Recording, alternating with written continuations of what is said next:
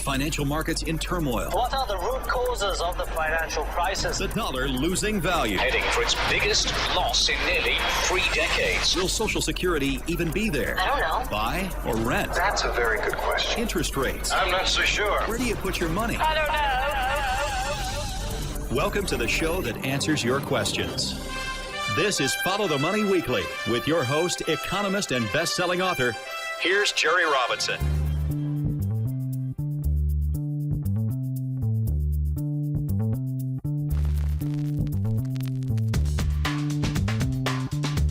All right, friends, welcome to you all around the world. Welcome to Follow the Money Radio. So grateful to have you here along for the ride. Today's episode number 402. It's called Volatility is Back. That's the title of today's episode. And after months of relative calm, volatility has returned. It returned last week amid rising investor uncertainty over a few things. First of all, the timing of an interest rate hike from the Federal Reserve, the tapering and the rate hike that's all been kind of in flux over the last couple of weeks with some of the latest Fed statements we have. We'll play a couple of those for you. I think I have one quote from the Fed I'll play for you. And then also, what I want to do is I want to provide just a broad overview of the financial markets as we head into this final month of 2021. Here we are in December. It's the final month of the year. I want to share some of my latest insights and analysis on what this new round of volatility could ultimately mean for the financial markets going forward. Also, later on today's program, I want to discuss the ongoing fate of stablecoins. You've probably heard of stablecoins. These are cryptocurrencies that are designed to be pegged to the United States dollar and provide, a stable value. These have become very controversial in Washington, D.C. It's been that way for some time, and especially controversial among the financial and banking industries. Now it appears that new government regulations are coming for stablecoins. So I'll explain what that means and what you should know. All that on today's episode. So let's get started.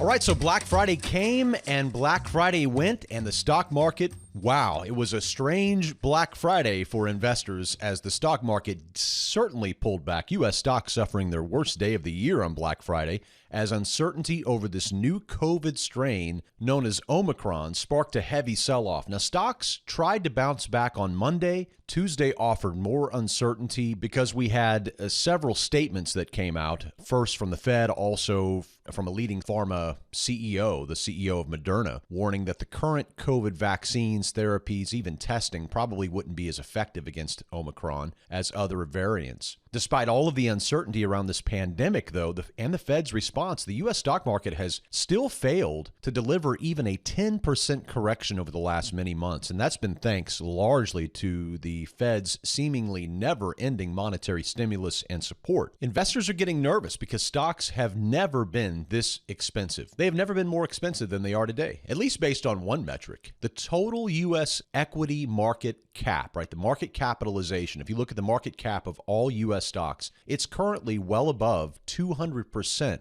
of U.S. gross domestic product. That's GDP. That's the highest level ever. According to a report from Barron's, and I'm just going to quote you this, it says in 1929, market cap to GDP hit an all-time high of about 100%. Right? That was back in 1929, just before the famous stock market crash later that year. In 2000, another high of about 150%, just before the bear market. A drop of at least 20% began. In 2008, a multi-year high just ahead of the financial crisis, right? So it should be said that current stock market valuations are an extremely poor market timing tool because valuations can stay high for a very long time. I mean, consider that for much of 2021 and throughout at least the last half of 2020, in fact, the market has been valued at its highest level ever relative to GDP. There's other metrics you can look at as well to see that we are extremely overvalued in some areas. Now, there are some other areas that are actually offering, I think,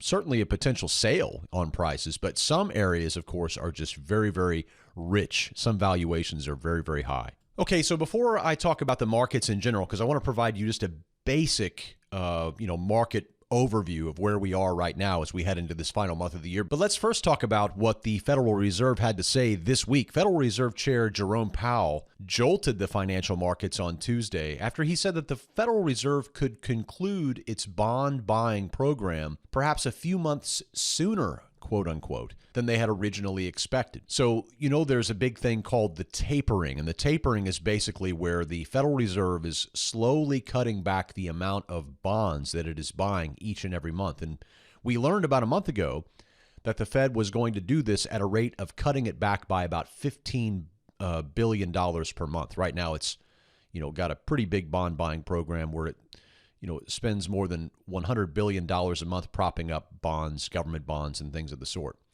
Well, they're talking about pulling that back. And the reason why that's important is because the Fed has really telegraphed to investors that when that taper finally comes to an end, that's when interest rates will begin to go higher.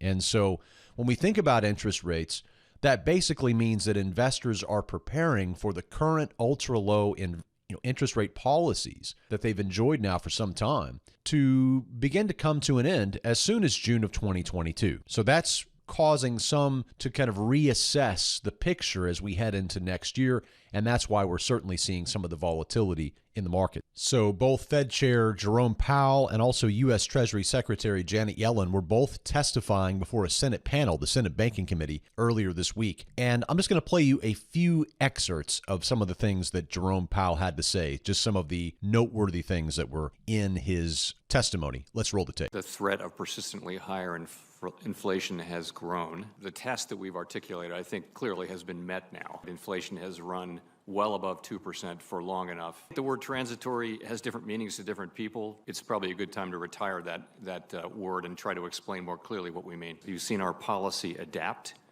and you'll see it continue to adapt. We will use our tools to make sure that higher inflation does not become entrenched. The economy is very strong and inflationary pressures are high, and it is therefore appropriate, in my view, to consider wrapping up the taper of our asset purchases, which we actually announced at the November meeting, perhaps a few months sooner. Perhaps a few months sooner. That was the phrase that Wall Street latched onto and realized that the timing of the Fed's taper and also of interest rate hikes had changed slightly, right? The timetable had slightly changed. And of course, that matters whenever you're looking at the stock market and you're projecting. So the Fed certainly threw a wrench, I think, into some of the expectations of investors. That explains some of the volatility. Now, when you think about interest rates, they're currently near zero. U.S. interest rates, by the way, haven't been at 5% in over a decade. They have been trending downward, in fact, since peaking out way back in the early 1980s, around 20%.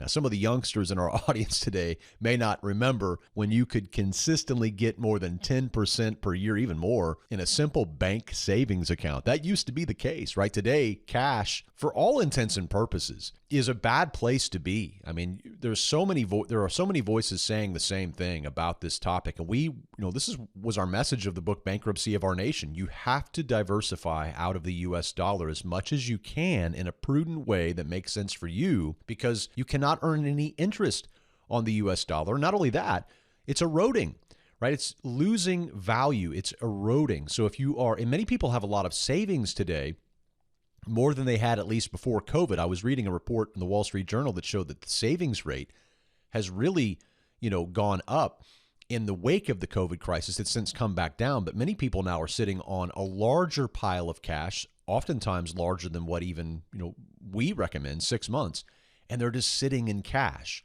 Well, that is a very poor place to be. It may feel safe because you say, well, cash they accept it everywhere, and I guess if I just keep a pile of it, I can, it'll be safer than not. And it's good that you have a pile of cash if you do, but keeping it all in U.S. dollars is just not really a smart place to be, right? You have no interest there hardly at all. So It's a difficult situation for savers in this environment. Of course, it's been that way for a long time. It's a very difficult situation for investors trying to navigate what may lie ahead. It's been a wonderful span for investors since the Fed stepped in back in March or April of 2020. But today, it's becoming a little more foggy, and so it's understandable that we're seeing some volatility rise in the markets. I also mentioned to you that Treasury Secretary Janet Yellen also testified. She appeared alongside Jerome Powell at the Senate Banking Committee's hearing, and she urged lawmakers to raise the debt ceiling, of course, saying the federal government could run out of money as soon as December 15th. That's like 2 weeks away if they didn't act. Well, this week, that particular problem was taken off of the table. Both parties in Congress avoided a government shutdown, at least temporarily, by agreeing to extend government financing through mid-February. So that also happened this week. So that's taken a little pressure off of the markets. Okay, so then we also had, causing volatility, we also had on Tuesday, the Moderna CEO, the chief executive of Moderna, which is one of the big makers of the vaccines that we have for COVID, said in an interview with the Financial Times earlier this week that he did not expect current vaccine therapies to be that effective against the new Omicron variant. He also added that the high number of mutations on the protein spike of the Omicron virus that is actually used to infect human cells meant that the vaccines are likely going to need to be modified. So this is also a big deal for investors. Now, when you remember what happened when we learned about the Delta variant, it was this new variant that was really spreading quickly, and the market pulled back initially on that, but then it immediately rebounded. We saw that with other things as well. So I suspect, and this is just my expectation, I would suspect that the pullback that we're seeing is probably going to be temporary until we get our arms around what the Omicron variant means. And also with the Federal Reserve kind of understanding, really we're going to be watching the December meeting from the Fed to hear if there's any change in the language and any further acceleration of the timetable for tapering and raising interest rates. All right, so Jerome Powell at the Fed talking about changing the timetable for the taper. We also had a potential problem with the debt ceiling that was going to be arriving this December. That has been now moved forward. And we also have the understanding in the global health community that the Omicron variant, which we still know very little about, is very likely going to be able to evade at least some of the vaccine therapies, some of the therapies, and some of the diagnostics that are currently in use today for COVID. So let's switch gears now and talk about what's been happening in the markets and provide some of our insights.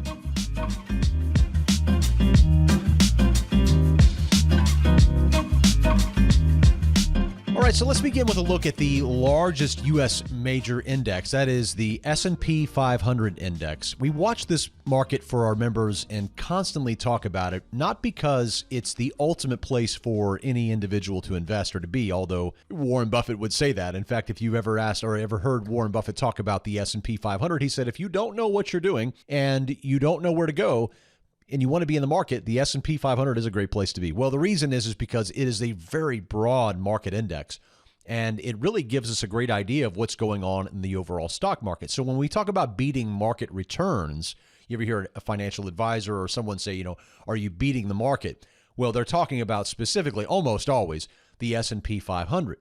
So the S&P 500 is a very important market to watch, even if you're a trader.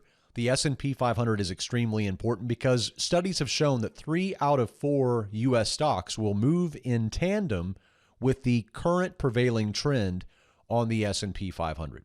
So we watch it for our members, and there have been 2 very key areas that we have watched all year long. In fact, every single weekend, our members receive a market briefing through video. So we do a video market briefing, and also we provide a PDF chart book that goes over not just the S&P, but many other markets. So for example, last weekend, we had a very large report that we put out that had charts from the S&P 500, volatility, the NASDAQ 100, and then many other markets, gold and silver, the U.S. dollar. We'll talk about all of these very briefly. So let's begin with the S&P. And the S&P, again, continues to hold above the major trend support that we see on that particular chart. Currently, that is the 120-day moving average. So all year long, that area has held. That means that our members here at Follow the Money have not been getting all kinds of neurotic types of signals from us. We have had a long-term uptrend and a position uptrend alert on the S&P 500 since last year, right? It was back in April of 2020 that we began to return to our bullish stance, and we've been bullish ever since. So this has been an amazing rally for people who could just ride the trend. Is that trend breaking down? Well, the key thing to watch right now, I think, is volatility. So the volatility index surged the most last week than it had since February. And that was, again, over this rising uncertainty over the novel COVID strain and also a potential premature end to the low interest rate environment that we've been in because of what the Fed has said. I'm not so sure that we're going to see those interest rates hiked as quickly as people say. We could, but I would be watching that VIX index, that volatility index, which the historic average on the VIX is around 19.5. If you look at it today, it's trading at around 28. Anything above 25 is a little bit concerning for the VIX. And so there's quite a bit there. Also, if you look at the number of stocks in the S&P 500 right now that are trading above their 200-day moving average, it is still a number that is above 50%. So more than half of the stocks in the S&P are still trading above 50%. That's much lower than what it was earlier in the year. Earlier this year, back in the early summer, late spring, about 94% of U.S. stocks in the S&P 500 were trading above their 200-day moving average. That is just pretty rare. When you look at the NASDAQ 100, we'll turn to that one. The NASDAQ 100, I like to trade and invest in the NASDAQ 100. I use QQQ in order to access the NASDAQ 100. And that's a long-term hold for me in my own portfolio. And then I use other ETFs to trade around the NASDAQ 100 in order to amplify those gains or, for our case and purposes here, to hedge that long-term position. So you can use inverse ETFs like PSQ, or if you want to go really strong, and you could go 3X inverse ETF on NASDAQ and use something like SQQQ. So that gives you a 3-to-1 return. So every time the NASDAQ, when QQQ, the NASDAQ 100 goes down 1%, SQQQ, which is a short version with a 3X leverage, actually is designed to go up by 3% for every 1% decline in the NASDAQ. So that's pretty powerful. And although I do use options for hedging sometimes, I really like these inverse ETFs, so I will often use them. Now, right now, the NASDAQ 100 is also not in this, terrible place. It's still holding above some really key support, so we could see a nice rebound from where we are now. When I'm looking at the chart right now, I see QQQ trading for around $385. Now, anything above 300 is very bullish in our mind for QQQ, but also there's a very key support area on the QQQ ETF at around 370. So if we break down below 370 on QQQ, that could be a signal that we are going to be heading lower. So let's watch that area on the NASDAQ 100. Also, I also want to talk about gold, because gold has been kind of gyrating around its 200-day moving average. We called a new position uptrend on gold back on November the 5th for all of our members. And since that time, it's been struggling, of course, in this environment. And when we look at gold right now, what we see that gold is trading, as of this podcast, at about 1768, right? So that's well below its 200-day moving average. And we really want to watch the 1720 area on physical gold. $1,720 is a key area on gold. But watch also the 200-day moving average, which is currently hanging out around that 1800 level that we've been seeing on gold for some time. Now, silver also has really struggled over the last several sessions. It rallied up. Silver, if you take a look at a chart of it, you'll see that it rallied up nicely to its 200-day moving average, and then it failed. It tried there 3 or 4 days. That was about $25 level. It pulls back from that area over the last couple of weeks, and now it's trading, below 23. It's trading just above 22 as we do this recording. So silver also near its major support area of 2150. 2150 is a key support area on the price of silver. So silver and gold, both having a tough time in this environment currently, but gold faring a bit better as it hovers just below its 200-day moving average. The U.S. dollar has just been on a tear. We called an uptrend on the U.S. dollar some time ago, and it's really, really done well. In fact, the overall U.S. dollar index reached nearly 97 last week, hit its highest level since July of 2020, after it was learned that Jerome Powell was going to be renominated as the Federal Reserve Chair for another term. So that's we've seen the dollar really rise in this environment. 93.50 key support is the area we watch on the dollar. If it goes below that, there's several other areas to watch as well. The lows that we have hit since the beginning of the year, the dollar really bottomed out in this cycle back at the very beginning of 2021 when it was trading at about 89.50, the dollar index. Since that time, it's rallied from 89.50 all the way up to nearly 97. It's about $96 as we do this broadcast. Now, the dollar is designed, when you think about it, it's the whole market for the dollar is really dependent upon interest rates. Interest rates from the U.S. really are interest rates on what? They're interest rates on money. They're interest rates on currency. So the dollar has a price, has a value, and that is the interest rate. So in other words, the price of money is what? It's interest rates. So if interest rates are going to be going higher, then what do you suspect that means for the dollar? Well, that's good news for the dollar, right? If rates are going down, what does that mean for the dollar? Well, it's not so great news, for the dollar. And so those are some things to think about. Now, I'm talking very broadly here as far as the price action. It doesn't necessarily mean that it's not good or not bad, whatever, in some other fundamental way. But just technically speaking, when you have lower interest rates, that puts pressure on the dollar. When you have higher interest rates, or the expectation in our case of higher interest rates, then you'll see it, the dollar, rise, which I think is pretty important to watch and note. Now, we also look at the 10-year yield for our members, and we see the 10-year yield also, doing fairly well. It's really had a nice run. It's up like 60% year to date when you look at the actual numbers. The 10-year yield is a really important number because high growth stocks use a valuation model that incorporates the 10-year yield. And so when the 10-year yield rises, well, that puts pressure on those valuations of many growth stocks, especially tech stocks. And then as that yield goes down, well, then that provides a boost for valuations. And so you'll see, stocks, especially tech stocks, will rise. So when you watch the 10-year yield and the NASDAQ 100, for example, they really are pretty inverse kinds of charts. One more market I want to talk about briefly is crude oil, because crude oil has really had an incredible year in 2021 after going negative. Remember, the price of oil actually went negative back in 2020 briefly. Well, it's had a really good year in 2021. The OPEC has really held to its guns. It's really kept, the overall production numbers pretty static. And despite the fact that President Biden has actually released or ordered the release of oil from the strategic reserve that we have here, the petroleum reserve that we have here in the United States. Well, last week, crude oil just absolutely cratered on renewed demand fears. We saw crude oil fall 13% on Friday last week. That was the worst day of 2021, similar to what we saw in stocks, the worst day for stocks also last Friday, Black Friday. U.S. crude oil now trading about $66. That's well below $70. That had been a key area on the charts. And then also Brent crude also falling below $70. Now that one was trading above 80 for ever since the beginning of October. So it's also fallen fairly sharply.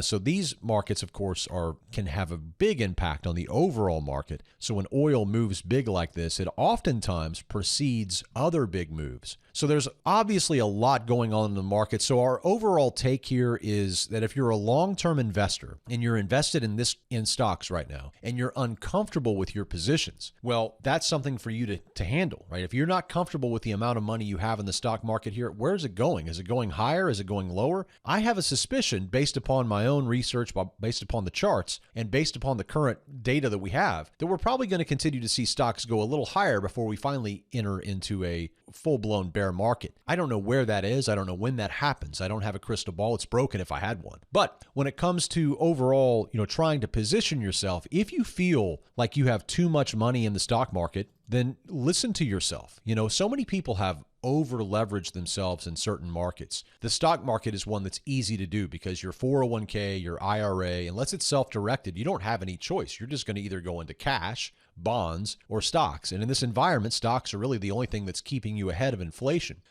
But many people put too much money of their overall assets into stocks, in my opinion. That's after coaching people for many years. It's one of the most easiest things to invest in, but there are other things to invest in. So personally, I'm just going to share with you my own strategy. I put 20% of my investing dollars are going into U.S. stocks, and that's it, right? I like to keep it there. I put 40%, for example, in real estate. I double what I would put into the stock market in real estate because real estate provides me steady income. It's not nearly as volatile. It doesn't make me nervous as much as stocks do. And I've been investing in stocks for 25 plus years. So if you're going to have a strategy, an investment strategy in the stock market, you want to buy the very best companies and you want to hold on to those companies until they stop delivering what you expected them to deliver.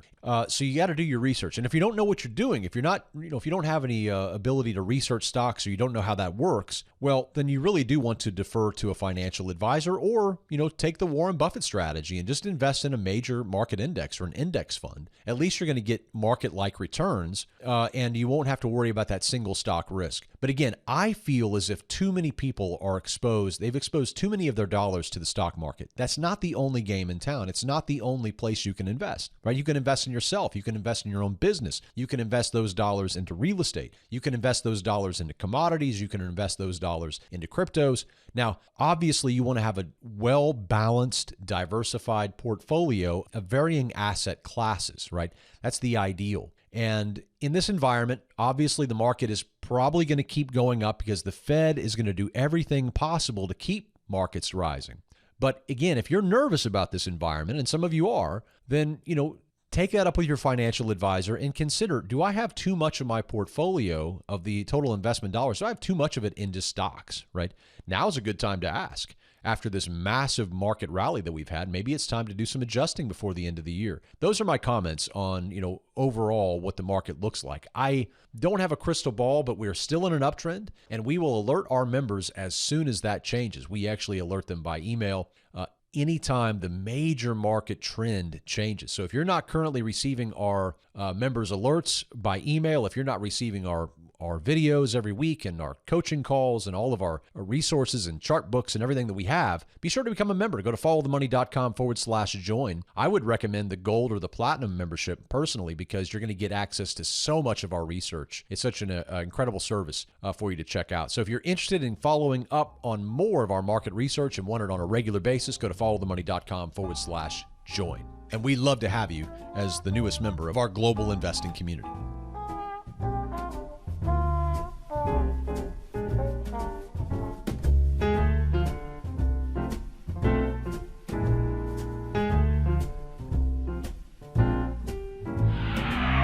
And Follow the Money returns after this. Hey friends, this is Jerry Robinson from Follow the Money Weekly. Recently, we have been receiving many emails from our listeners commenting on the great help they're getting from our precious metals expert, Tom Cloud. Gold and silver are excellent hedges against the growing threat of coming U.S. inflation. Who's your gold guy? Make it Tom Cloud. With over 30 years experience with precious metals, Tom will answer all of your questions. Don't buy your gold and silver through some call center and pay inflated prices. Call my good friend Tom Cloud and speak directly with him and get all of your questions answered. For a limited time, Tom is offering free shipping and insurance on every gold and silver purchase made by our listeners. Call 800-247-2812. And when you do, tell him that Jerry Robinson from Follow the Money Weekly sent you, and he'll throw in that free shipping and insurance on your entire order. Call your gold guy, Tom Cloud, right now for the very best deals on gold and silver coins. 800-247-2812. That is 800-247-2812. Are you prepared for the next stock market crash? It's not too late to protect yourself and your family with Jerry Robinson's best-selling book, Bankruptcy of Our Nation. Now in a new audiobook format. Whether you want to listen in the car, at the gym, or on your iPad, we've got you covered. Get the entire 300-page book in audio format for only $24.95. That's over 12 hours of Jerry Robinson's economic wisdom, financial insights, and practical money-making strategies for only $24.95. Inside this new audiobook, you'll earn 21 profitable income streams you can create both now and in retirement, along with unique tips on how to inflation-proof your investment portfolio using our own PACE philosophy. And our 5 levels of financial freedom, which is Jerry Robinson's personal blueprint for building true wealth. If your goal is to become a better investor, increase your income, or just understand what is really happening in the global economy, you cannot afford to miss out on the vital information that is jam-packed into this 12-hour audio book. Get instant access to Bankruptcy of Our Nation in audio format right now by going online to www.ftmdaily.com/bankruptcy. That's ftmdaily.com/bankruptcy. Download your copy today and get on the fast track to true wealth and a lifetime of financial security.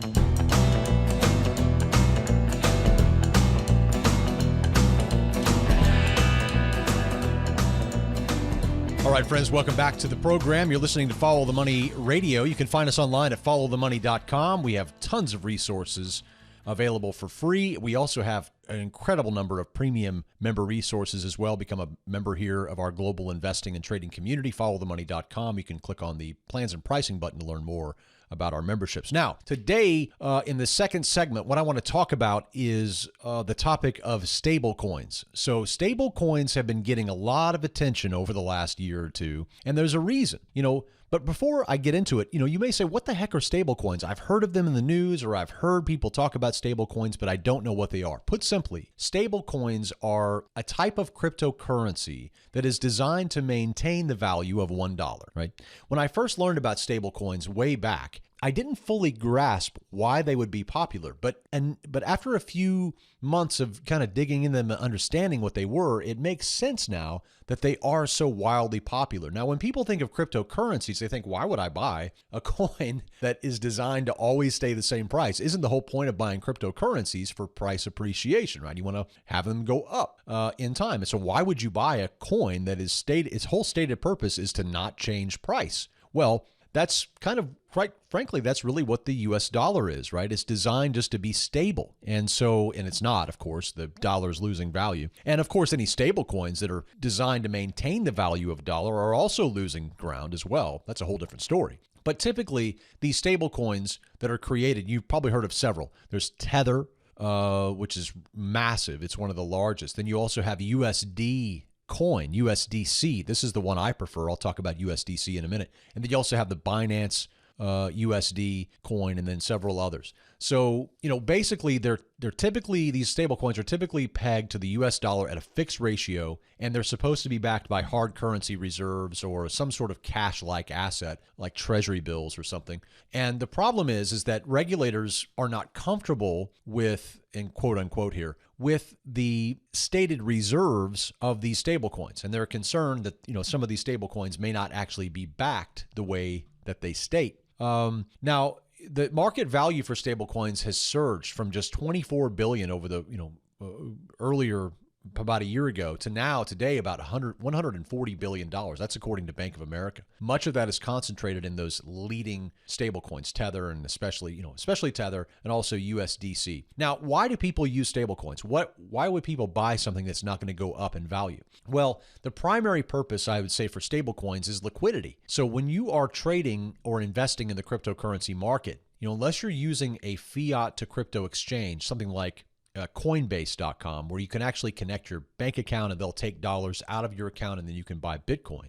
If you use another regular exchange like a decentralized exchange like Uniswap, or if you use another type of exchange that doesn't allow you to connect your bank account and use dollars, well, then you're going to have to use cryptos. And sometimes you're going to trade in and out of a crypto. If you're a trader in the space, you might trade in and out. And you may not want to have the risk of holding a particular coin. You may want to go to stable coins until you're ready to trade, you see. And so in essence, these stable coins provide a place for investors to park their cash or traders to park their cash in between trades. They also are oftentimes the actual exchange value that you will actually buy Bitcoin. So you may actually have to buy on some exchanges, you may have to bring Tether and swap it for Bitcoin, or you may have to buy USDC and swap it for Ethereum or whatever. So these stable coins have a really nice value, but what's really attractive about stable coins and why I own them, not just for the platform aspect, not just for the trading ability of being able to go to cash and the liquidity aspect of them. So too, stablecoins serve as a wonderful source of interest or revenue. So yields on stablecoins on some lending platforms are, 10 to 11%. So that means that you can take your US dollars, you can swap them for, say, a USD coin, like USDC or for Tether, for example. And then you can take that stable coin that you traded your dollars for. It's going to stay at the value of $1 is theoretically what it's going to do. And then you can put that into a centralized finance bank or a DeFi bank or some other kind of lending program out there. And you can actually earn, I'm earning right now around 10% on USDC. This is stable coin. It doesn't go up in value, doesn't go down in value theoretically. It just stays around the dollar. But I'm able to then earn 10% on USDC by placing it into a centralized finance bank. Now, the one that I use is Celsius. You can learn more. Go to followthemoney.com/Celsius. And if you want to sign up with Celsius using our referral code, I'll give it to you right now. Go to followthemoney.com/Celsius is our link. The referral code is 108-050-6415. And if you deposit $400 and leave it in Celsius for at least 30 days, then we both receive, $40, I think, in Bitcoin, $50 in Bitcoin, something like that. So it's really cool. So I use Celsius. Now, I don't put a tremendous amount of money in this, of course. I just take a part of my DSL, my diversified 6-month liquid savings that I have, and I put it into Celsius, and I own USDC there, and I get about a 10%, annualized return on that. So that really helps my overall savings growth because I'm able to earn, a pretty sizable chunk on at least part of the savings. And again, I don't put all of my dollars in stable coins, but I use them. Now, here's the deal. We have been talking about these now for some time. Many of our members are actually earning nice incomes from stable coins, in addition to all the other cryptos we talked about that are not stable coins. Now, here's the deal. The Biden administration is raising the alarm about stable coins. What's the big alarm here? Well, they're saying that they're worried about the composition of the reserves that back up these stable coins, like Tether, for example, which has been in the news. And if you follow Tether, there's concerns about whether or not it is actually fully backed. Well, the Treasury Department issued a report in early November asking for the Congress to create rules for these coin issuers. And they wanted to regulate these issuers of stablecoins like insured depository institutions, right? They wanted them to be underneath the federal banking rules. If Congress doesn't act, the Treasury has stated, then regulatory agencies should step up. So put simply, stablecoin regulations are inevitable. But I like that because with regulation, you also get validation, right? So instead of just saying they can't exist and blacklisting them and making them illegal, they want to step in and regulate them. Well, nobody likes government regulation in the end, although I guess some do.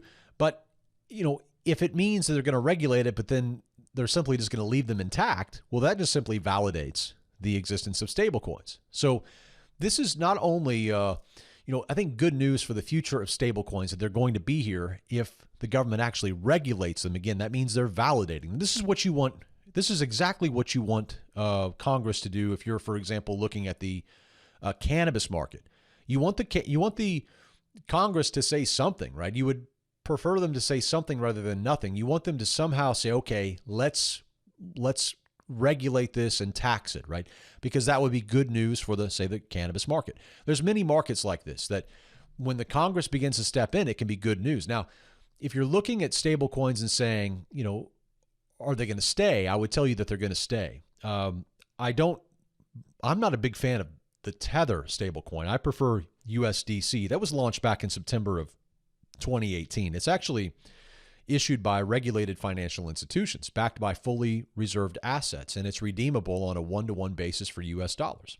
It's governed by Center, And it's also issued in conjunction with Coinbase. So every month, the U.S. dollar reserves for USDC, that's the stablecoin I own, every month, the reserves are attested to by top 5 accounting services firm Grant Thornton. They publish those reports you can see on their website, the USDC website, but they're always 100% redeemable for U.S. dollars 1-to-1. It was back earlier this year that Visa announced it would allow the use of USDC to settle transactions on its payment network. That was back in March of 2021. So this is good news, I would say, in general for stablecoins, because it means that some regulation is going to mean that they're going to be around for some time. Also, it's good news potentially for companies like Visa, who have really been beaten down. You look at a chart of Visa or even MasterCard. These companies have been working closely with some of these stablecoins. Visa is also working with Coinbase and lending platform BlockFi on a variety of stable coin products and services. That's according to Bank of America. So, but many banks don't like stable coins. And the reason being, it represents extremely low cost for transfers. If you want to send money from one country to another, stable coins are a much cheaper way to go than using the banking system or whatever and paying all of the middleman fees. They're also concerned about stable coins. Again, why? Everything I've told you up to this point should ring a bell.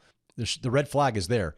It's the fact that they are paying up to 10% in annualized interest just for holding the USDC and lending it through one of these platforms. So the banks and the payment companies are getting cut out of the loop as individuals begin to use stable coins to earn a better interest rate than they can earn with the US dollar. And as I mentioned, the big use case for stable coins is international money transfers, right? And they can be transferred instantly. Virtually no cost to the sender or the one who receives. So that's hardly what the banks and the financial institutions want to be competing against when they charge around 5% or more for international transfers. So banks don't really have an option, though. As the government begins to regulate stablecoins, they're just going to be here. They're going to be a fact. So we have a lot to say about cryptocurrencies, and you can get all that information. All of our members can find it on our cryptocurrency page. We have tons of information, videos we've done over the years on different cryptocurrencies. We're bullish on the space. We put about a nickel out of every investable dollar into cryptocurrencies on a regular basis, on every year, every month, every week. And that's how we limit our cryptocurrency investing, but the gains have been very large. We'll have more to talk about with cryptocurrencies on a future podcast episode, but if you want more details now and you want access to our entire video archive and educational archive on cryptocurrencies and learn more about how we actually make money with stable coins for a part of our savings, then again, just go to followthemoney.com and click on the plans and pricing button. Become a gold or a platinum member. You'll get access to all of our crypto resources. And if you're a platinum member, you'll also get ongoing updates automatically in real time anytime I add or sell a cryptocurrency.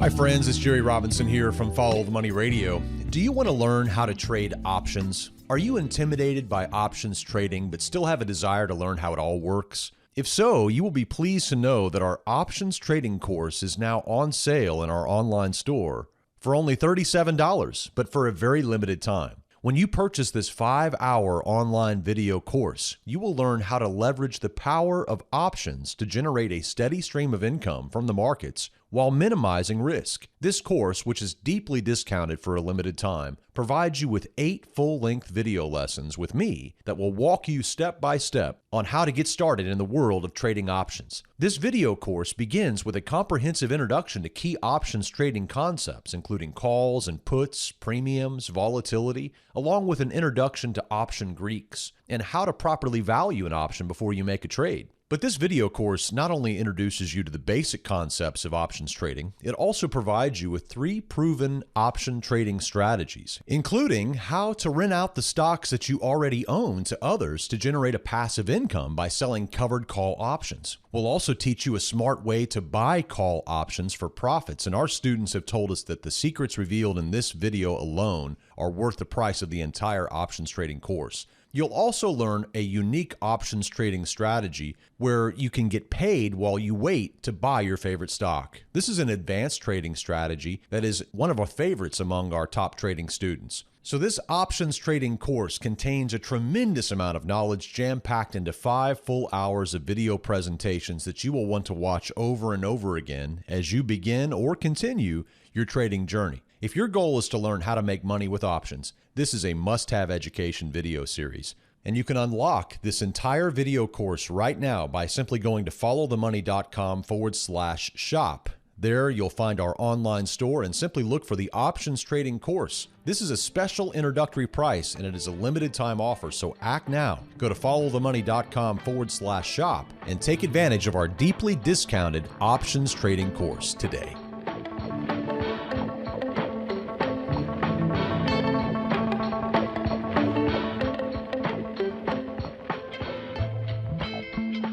All right, friends, well, that brings us to the end of today's program. I sure hope you enjoyed today's broadcast. We talked about a lot. We talked about what's been going on with the Fed, the new Omicron variant. We talked about the stock market and many of the markets and how they're responding right now, some of the levels we're watching.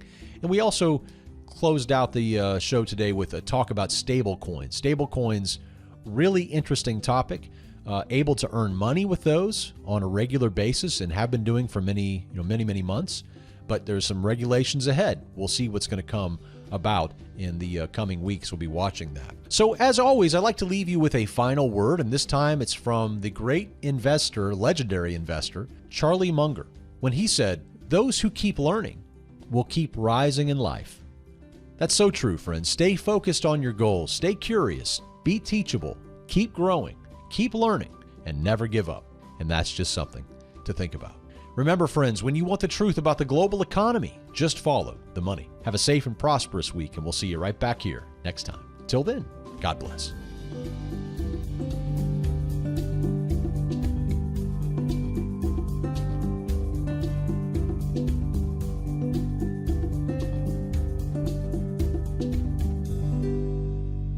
All of the information contained on the Follow the Money podcast is strictly for informational and educational purposes. It should not be construed as specific investment advice. The views and opinions of our guests and sponsors, including Tom Cloud, are their own and do not necessarily represent the views of ftmdaily.com or Robinson Media Group, LLC. Jerry Robinson does hold an insurance license and at times may offer consulting on life insurance and fixed retirement income products. Follow-up, individualized responses to email or phone requests that involve the rendering of personalized investment advice for compensation will not be made absent compliance with state investment advisor registration requirements or an applicable exemption or exclusion and applicable insurance regulations. Past performance is not indicative of future results. You should be aware of the real risk of loss in following any strategy or investment discussed on the podcast. Remember, never do your financial planning through podcast or radio. It's your money. Be wise. Do your due diligence and always consult a trusted financial professional before making any financial decisions.